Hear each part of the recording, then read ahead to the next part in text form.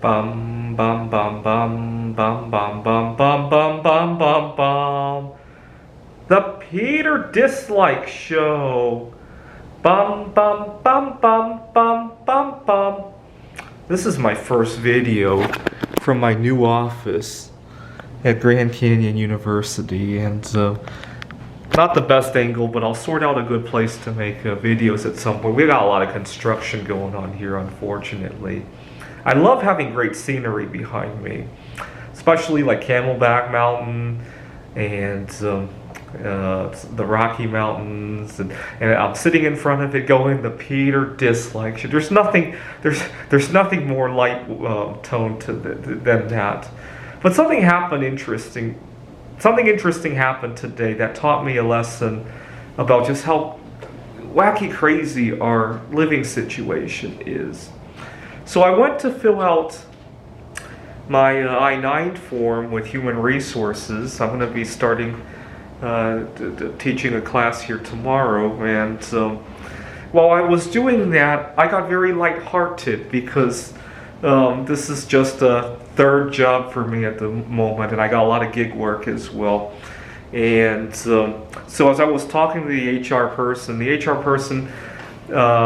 she's new to the job. She had some difficulty with figuring out some procedures, and I didn't feel any heavy-heartedness about it because in the worst case, the job didn't go well. That's not the end of the world. I got very lighthearted to the point that I was talking to her about viewing the conjunction of the moon with Saturn last night, about a solar eclipse coming up, about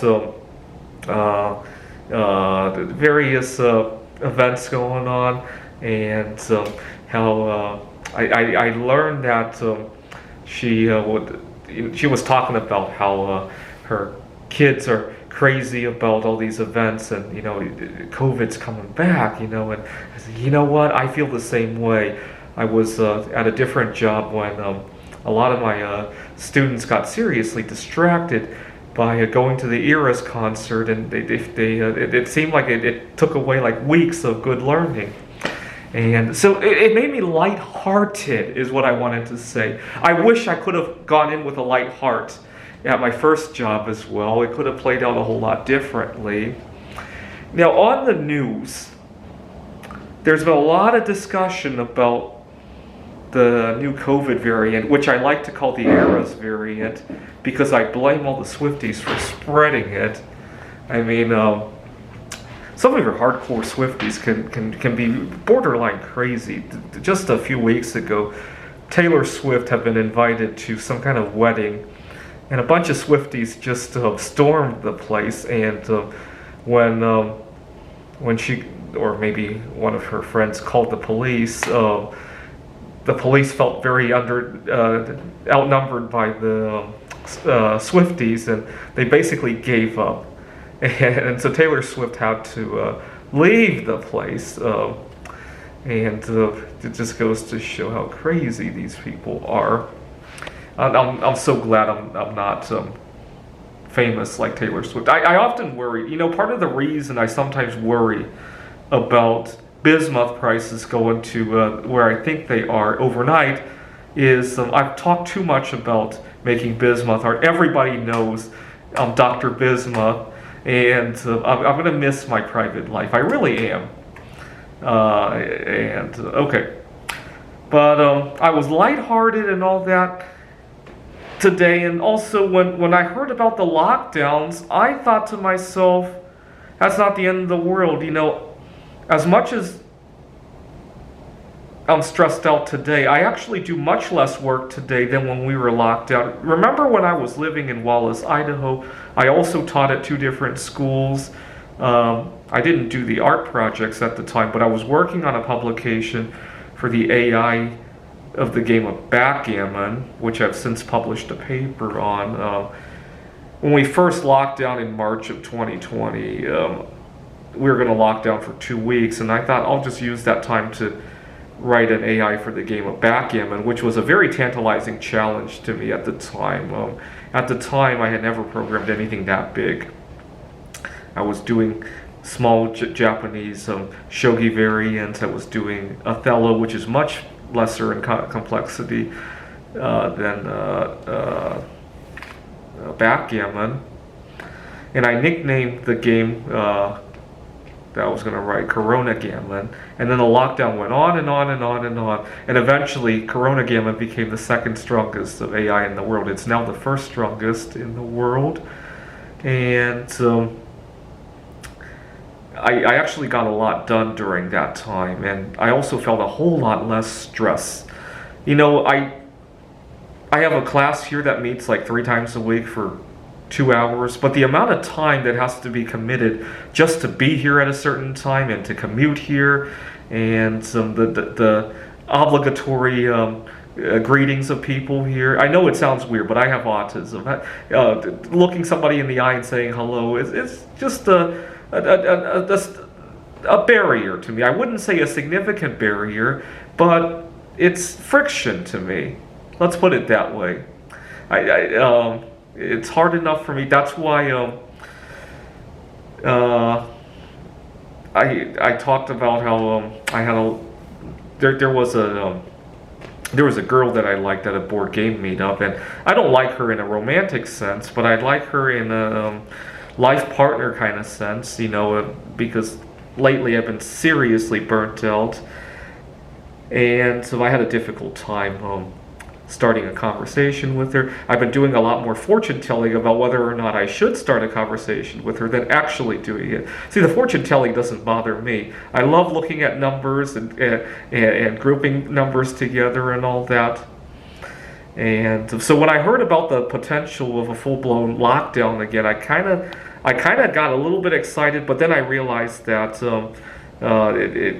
it set everybody back a lot, right? It set a lot of my students back, and I wish instead of having this COVID kind of lockdown, we had the more inclusive kind of lockdown where we recognize that some people work better in a lockdown environment, and we just live and let live, right?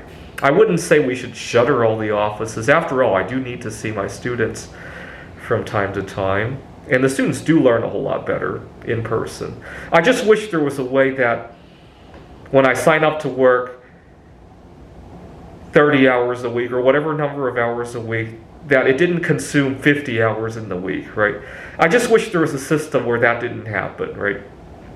Where you could just press a button and be in the time and place of the work, right? Let's say it's 6 a.m. and I'm nowhere near downtown Phoenix, and I could press a button and it instantly becomes 10 a.m. in downtown Phoenix, right? Oh, then I would love my job. Remote work kind of did that, right? Well, maybe you couldn't change the time, but you could certainly change the place, right? So when I saw the lockdowns, not to mention no more Taylor Swift concerts and all that nonsense. I don't hate Taylor Swift, by the way. I actually like her. It's just that first of all, I wouldn't go to a loud, crowded environment like that. And second, the stuff that I love, people often don't accept very well.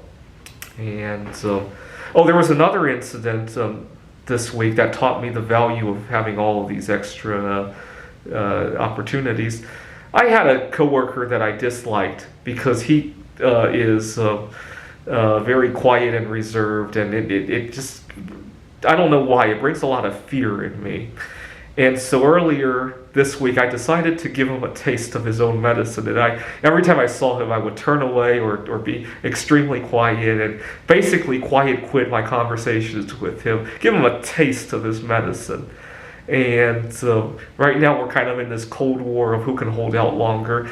And see, it's just very lighthearted. Going to work is more like a game to me now. Now that I have 4 different jobs, right, to choose from, right. That's what I want to feel, right. Anyway, so some mixed feelings about this whole era's variant and quiet quitting and diversifying my work so that I can be lighthearted and all that, and gamifying the work environment. This is the Peter Dislike Show. Bum bum bum bum bum bum bum bum bum bum bum bum. The Peter Dislike Show. All right, I gotta get a close up of the scenery and go Peter Dislike.